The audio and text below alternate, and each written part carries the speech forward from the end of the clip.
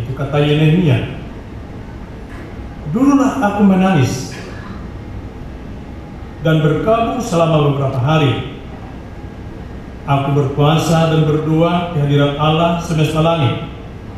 Kataku, ya Tuhan Allah semesta langit, Allah yang maha besar dan dahsyat, yang berpegang pada perjanjian dan kasih setianya terhadap orang-orang yang kasih kepadanya dan tetap mengikuti perintah-perintahnya.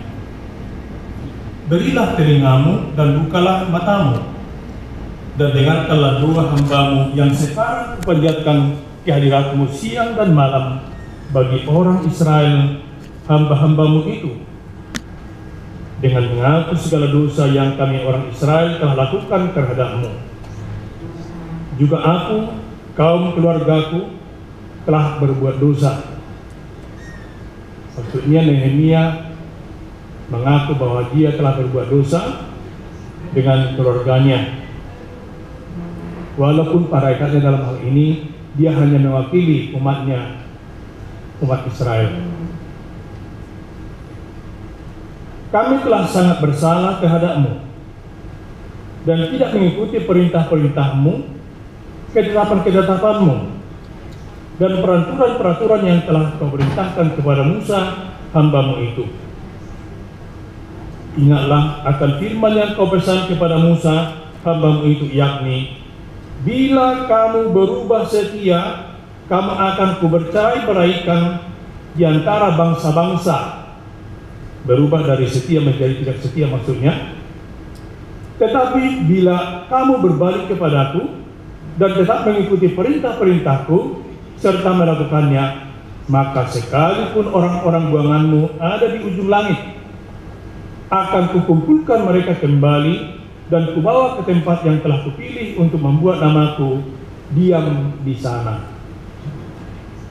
Maksudnya di kota berkat di atas bukit. Bukankah mereka ini hamba-hambamu dan umatmu yang telah kau bebaskan dengan kekuatanmu yang besar dan tanganmu yang kuat? Ya Tuhan, kata Nehemia, berilah telingamu kepada doa hambamu ini dan kepada doa hamba-hambamu yang telah takut akan namamu, yang rela takut akan namamu. Dan biarlah hambamu berhasil hari ini dan mendapat belas kasihan dari orang ini. Ketika itu, aku, maksudnya Nehemia, adalah juru minum raja. Lalu kemudian Nehemia diutus ke Yerusalem. Pada bulan Nisan tahun kedua, pemerintah Raja Artasasta ketika menjadi tugasku untuk menyediakan anggur, akan mengangkat anggur dan menyampaikan kepada raja, karena aku kelihatan sedih, yang memang belum pernah terjadi di hadapan raja. Lalu bertanyalah ia kepada aku, maksudnya raja, mengapa mukamu Nehemia muram, walaupun engkau tidak sakit? Engkau tentu sedih hati.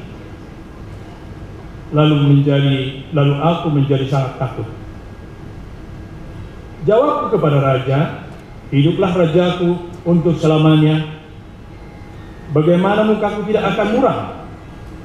Kalau kota tempat pekuburan, mungkin tadi jawaban dari pertanyaan inang itu, ya. Saya ulang lagi. Jawabku kepada raja, hiduplah raja untuk selamanya. Bagaimana mukaku tidak akan muram kalau kota tempat pekuburan nenek moyangku telah menjadi reruntuhan dan pintu-pintu gerbangnya habis dimakan api. Lalu kata raja kepadaku, jadi apa yang kuinginkan? Apa yang kau inginkan? Maka aku berdoa kepada Allah semesta alam, semesta langit. Dia bertanya, raja bertanya kepadanya, dia tidak langsung jawab, tetapi dia masih berdoa kepada Tuhan, minta petunjuk kepada Tuhan. Kemudian jawabku, maksudnya Nehemia, kepada raja, Jika raja menganggap baik dan berkenan kepada hambamu ini, utuslah aku ke Yehuda, ke kota pekuburan nenek moyangku, supaya aku membangunnya kembali.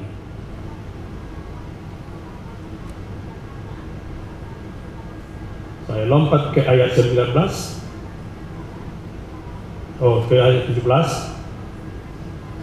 Berkatalah aku kepada mereka, kamu lihat kemalangan yang kita alami, yakni Yerusalem telah menjadi reruntuhan dan pintu-pintu gerbangnya telah terbakar.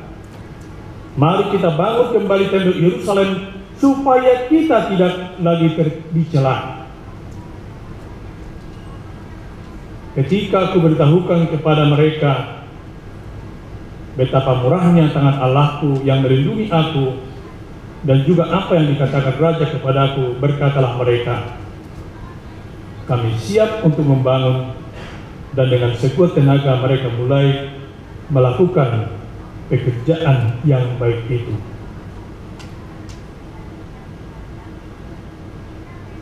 Kitab Nehemia sangat panjang, maka saya baca lagi satu perikop dari Nehemia 5 ayat 14 sampai 19. Sikap Nehemia yang tidak mencari keuntungan. Pula sejak aku diangkat sebagai bupati di tanah Yehuda, yakni dari tahun ke-20 sampai tahun ke-32 pemerintahan Artasasta, jadi 12 tahun lamanya, 2 periode 6 tahun. Agak mirip dengan periode HKBP dulu, 6 tahun. Aku dan saudara-saudaraku tidak pernah mengambil pembagian yang menjadi hak bupati. Agak mirip dengan yang di Malaysia sekarang, kalau itu benar. Tetapi para bupati yang sebelumnya, yang mendahului aku, sangat memberatkan beban rakyat. Bupati-bupati itu mengambil dari mereka 40 sikal perak sebagai untuk bahan makanan dan anggur, mungkin untuk bermabuk-mabukan. Bahkan anak buah mereka merajalela atas rakyat. Tetapi aku tidak membuat demikian karena aku takut akan Allah. Mungkin zaman Orde Baru, jangankan jenderal, lihat anjing jenderal pun kita takut lihat anjing. Gak usah tersinggung abang jenderal yang di sana. Senyum beliau ke saya.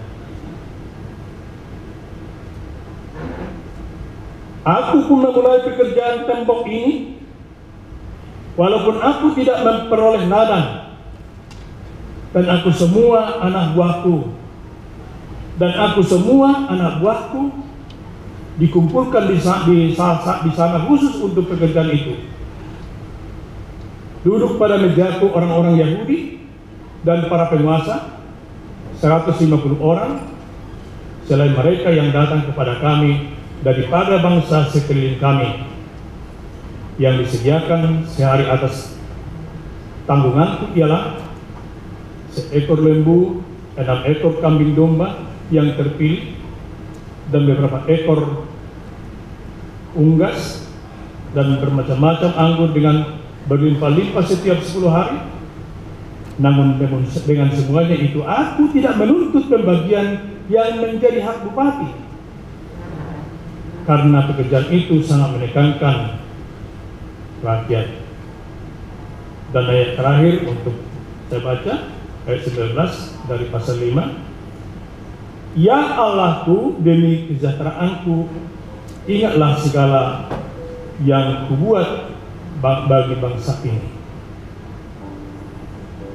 Andai pun hanya tadi kita mendengarkan diskusi yang tadi sempat saya dengar beberapa paparan, hanya sedikit paparan dan juga pertanyaan-pertanyaan. Lalu kita ikuti ibadah singkat barusan atau liturgi dan lagu itu. Lalu sudah saya baca dari firman Tuhan. Sebenarnya kita hanya tinggal jangan nato, no excepto, tokon di kata orang seborong-borong. no action to unang holan hataha doliho mula maho mula majo mula dalam arti diusir. Tetapi apa yang disampaikan oleh Amang Parlin Siani Pardadi bukan untuk diusir. Mula madamang, pulanglah amang dan inang.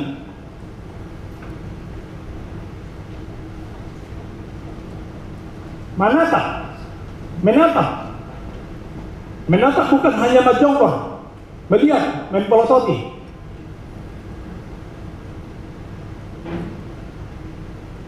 Barusan beberapa diskusi yang lalu, Pak Ketum lama dan baru sekaligus, waktu kita ada Zoom, wah ini tokoh-tokoh semua ini yang kita ngomongin, termasuk Amang Abdon, contohnya di situ kan, salah satu tokoh puji Tuhan, beliau dihargai juga, bukan hanya di Indonesia tapi di dunia.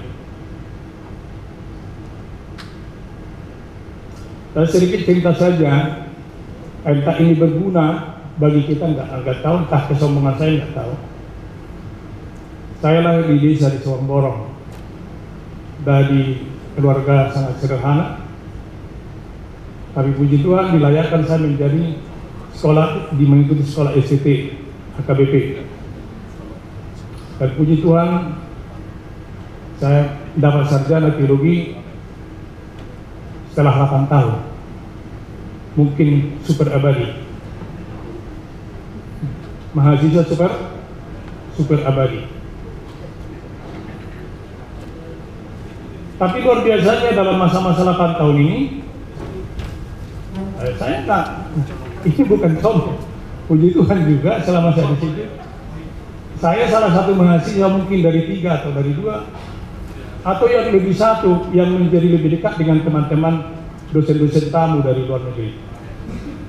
Sehingga puji Tuhan sampai sekarang orang tua saya, sahabat saya ada di seluruh benua. Tapi saya tidak pernah terpikat untuk tinggal di luar negeri, dan malah sampai sekarang sarjana saya sudah hampir kadaluarsa, hanya STH dari STT HKBP. Di Jakarta ini agak mudah cari gelar. Bisa saya buat doktor, apalagi saya sudah duduk dengan Profesor Dr. Payaman kan. Saya bikin lagi profesor saya, oh hebat. Jambang saya juga luar biasa panjangnya kan. Tapi Bapak Ibu, saya pulang dari kampus, saya nggak tertipu 9 juta, belum. Jangan-jangan besok jadi mau kan. Lalu saya pergi ke desa di hutan di Lubu Siregar, membawa anak-anak ke situ baca-baca, menunggu saya ditempatkan menjadi pendeta di gereja kecil. Banyak orang bilang, oh tau mau, masyarakat itu ada BPO, masyarakat itu luar negeri kok, sorry, maaf, mungkin maaf Pak Alim, saya bahasa surga, ya kan? Tapi bagi saya pengalaman beberapa 5 tahun mungkin saya kira itu menjadi guru atau kampus yang sangat berharga bagi saya, dan itu membuat saya setia bersama gerakan ekumene. Dan termasuk yang agak aneh, dulu Pemrakarsa diajak oleh Pak Payaman di Lokus Adat Batak LABD yang diajak, cuma nggak aktif ya. Kak itu pengurus, tapi gak apa-apa lah, sedang juga Kak. Pak Maruap diajak saya, Pak Ronsen diajak saya, Batak Center diajak lagi. Saya enjoy saja karena hanya berdua pun sudah partisipasi.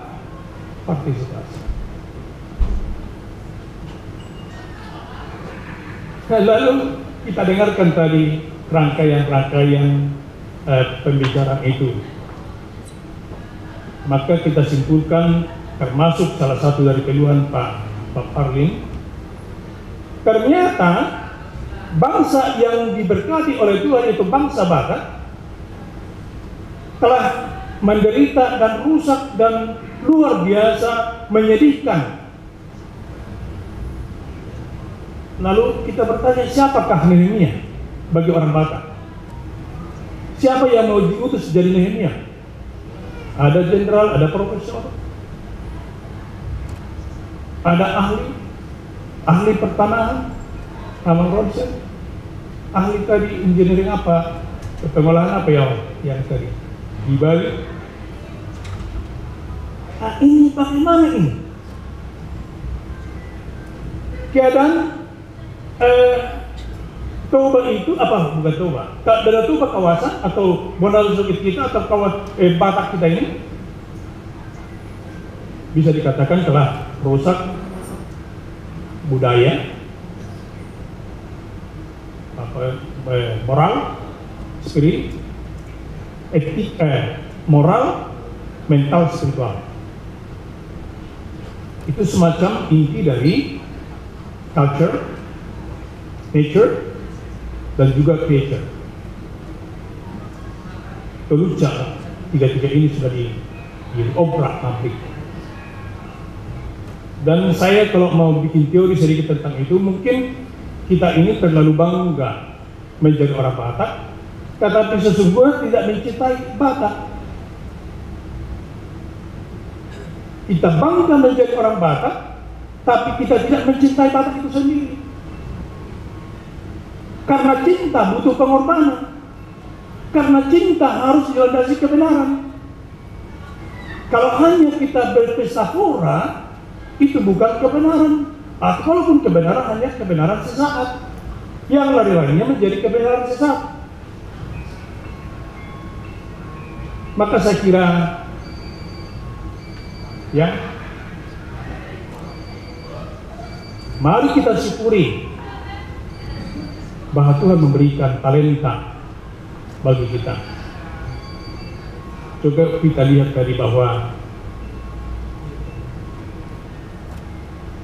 ketika orang Yehuda datang,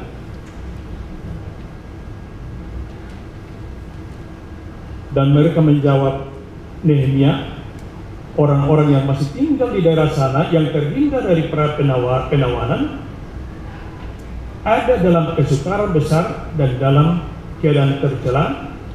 Tembok Yerusalem telah terbongkar dan pintu-pintu gerbang telah terbakar.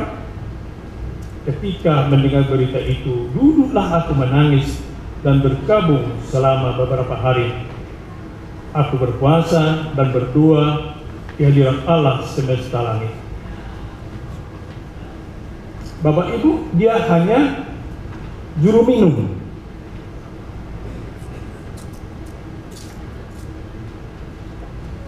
Kali ada yang baru saya datang dari kampung Subarborong, kita kenal abang kedua, oh udah kenal di medsos katanya, kan gitu kan.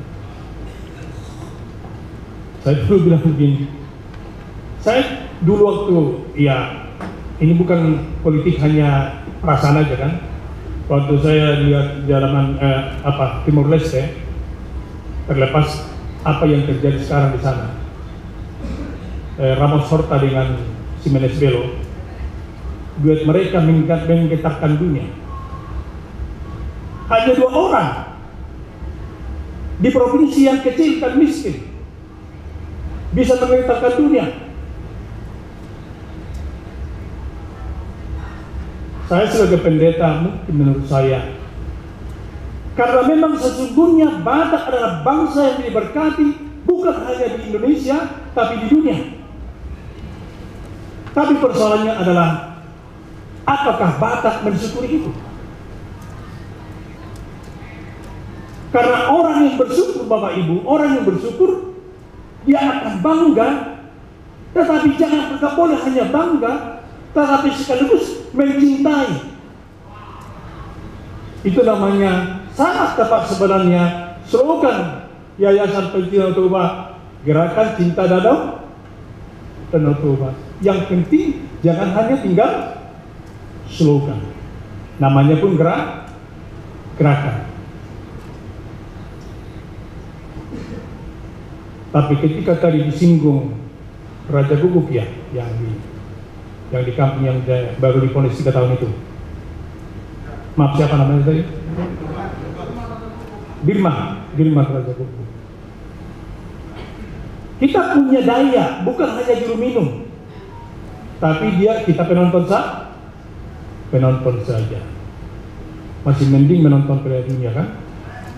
Masih mending ke sana kan, masih bisa selfie, bikin ada apa itu namanya, subscriber.